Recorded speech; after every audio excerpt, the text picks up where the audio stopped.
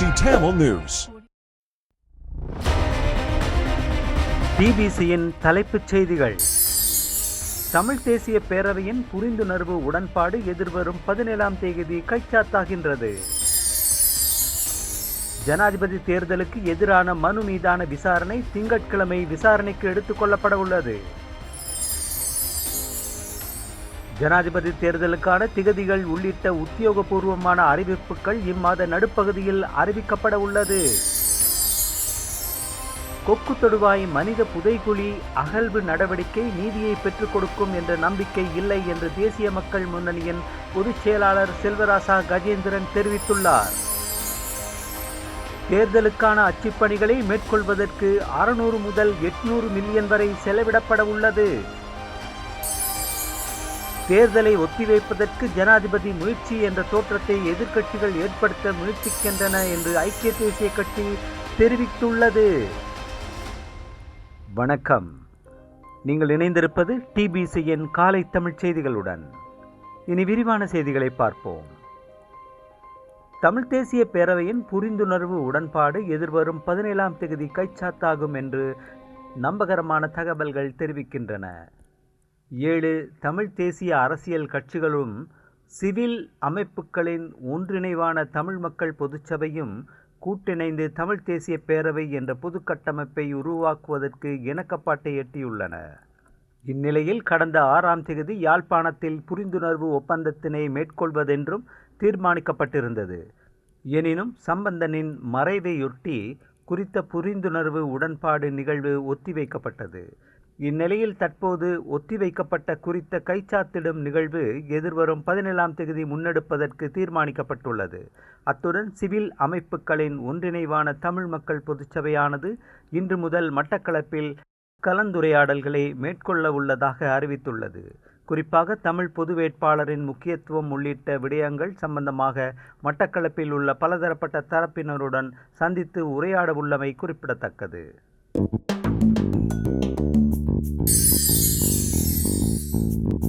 எதிர்வரும் ஜனாதிபதி தேர்தலை நடத்துவதன் மூலம் அரசியலமைப்பு மீறப்படும் என்று தீர்ப்பளிக்குமாறு கோரி தாக்கல் செய்யப்பட்ட மனுவை பரிசீலிக்க 3 அடங்கிய உச்ச நீதிமன்ற அமர்வு நியமிக்கப்பட்டுள்ளது.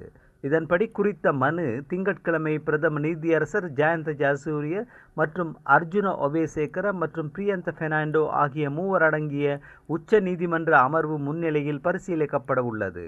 சட்டத்தரணி அருண லாக்சிரி உணவட்டுவினால் இந்த மனு தாக்கல் செய்யப்பட்டுள்ளது.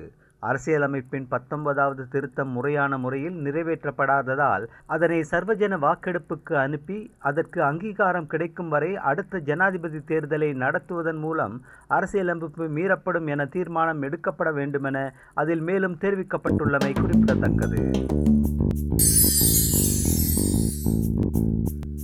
ஜனாதிபதி தேர்தலுக்கான திகதிகள் உள்ளிட்ட உத்தியோகபூர்வமான அறிவிப்புகள் இம்மாத நடுப்பகுதியில் அறிவிக்கப்பட உள்ளதாக தேர்தல்கள் ஆணைக்குழுவின் தவிசாளர் RMAL ரத்நாயக்க தெரிவித்துள்ளார்.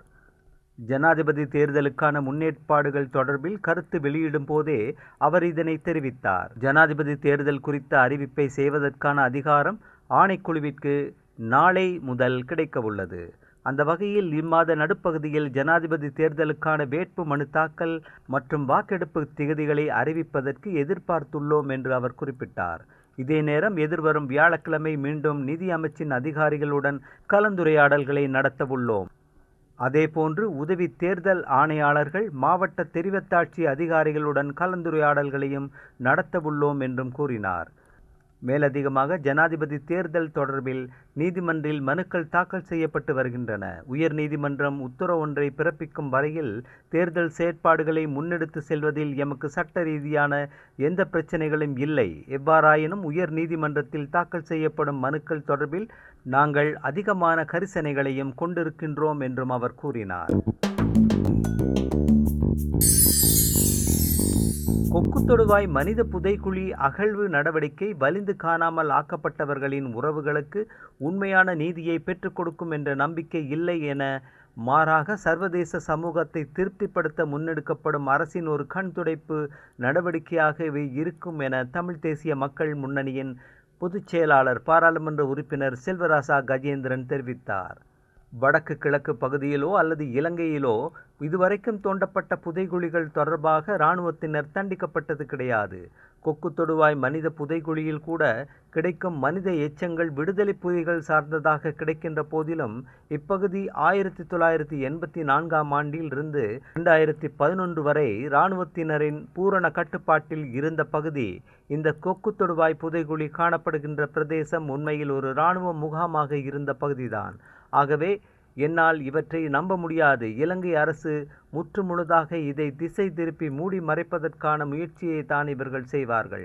இந்த பணிகளில் ஈடுபட்டு கொண்டிருக்கின்ற சட்டத்தரணிகள் மீது மட்டும்தான் எங்களுக்கு நம்பிக்கை இருக்கிறது.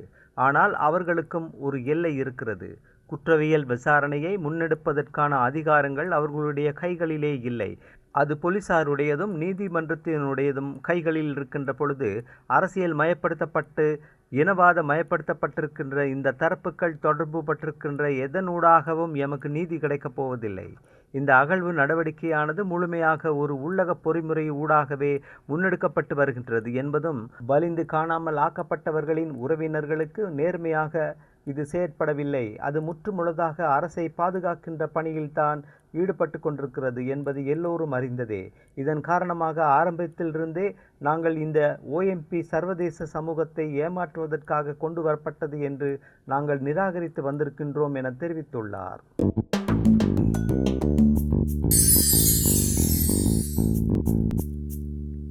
ஜனாதிபதி தேர்தலுக்காக அச்சுப்பணிகளை மேற்கொள்வதற்கு 600 முதல் 800 மில்லியன் வரை செலவிடப்படும் என்று அரசாங்க அச்சு பொறியாளர் கங்கா கல்யாணி லியனகே தேர்தல்கள் ஆணைக்குழுவிற்கு தெரிவித்துள்ளார்.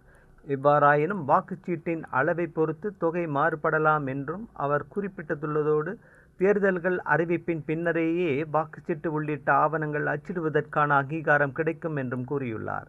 இதே நேரம் தேர்தல் நடவடிக்கைகளுக்காக பயன்படுத்தப்படும் அரசு அதிகாரிகளுக்கான மக்கள் தொகை கணக்கெடுப்பு தாள்கள் ஏற்கனவே அச்சிடப்பட்டு விட்டதாகவும் அவர் மேலும் தெரிவித்துள்ளமை குறிப்பிடத்தக்கது.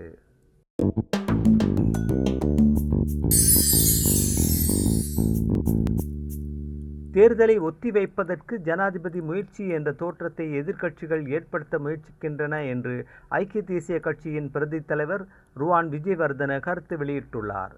ஜனாதிபதி தேர்தல் தொடர்பில் தாக்கல் செய்யப்பட்டுள்ள மனுக்கள் ஜனாதிபதியினால் மேற்கொள்ளப்பட்ட நடவடிக்கை என்று கூறப்படுகின்றன. ஆனால் அவற்றுக்கும் ஜனாதிபதிக்கும் எவ்விதமான தொடர்புகளும் இல்லை. நாட்டின் அரசியலமைப்புக்கு மதிப்பளிக்கும் அரசியல்வாதி ரணில் விக்ரமசிங்க. ஜனாதிபதி தேர்தல் உரிய காலத்தில் நடைபெறுவதை தடுக்க அவர் எதனையும் செய்ய மாட்டார். ஜனாதிபதி தேர்தலில் ரணில் விக்ரமசிங்காவை வெற்றியடைய செய்ய ஐக்கிய தேசிய கட்சியும் ஏனைய கட்சிகளும் செயற்பட்டு வருகின்றோம் என்றார்.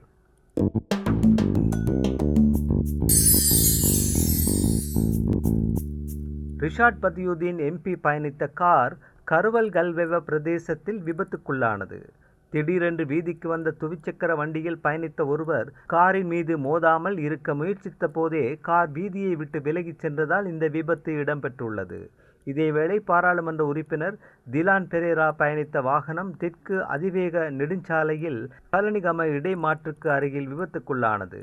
இந்த விபத்தில் முன்னாள் அமைச்சர் காயமடையவில்லை எனவும் எனினும் வாகனத்தில் பயணித்த மற்றொருவர் காயமடைந்துள்ளதாகவும் தெரிவிக்கப்படுகிறது. அந்த செய்தியோடு நிறைவுக்கு வருவது TBCயின் இன்றைய காலை தமிழ் செய்திகள். மீண்டும் மாலை செய்திகளோடு மீண்டும் சந்திப்போம். வணக்கம்.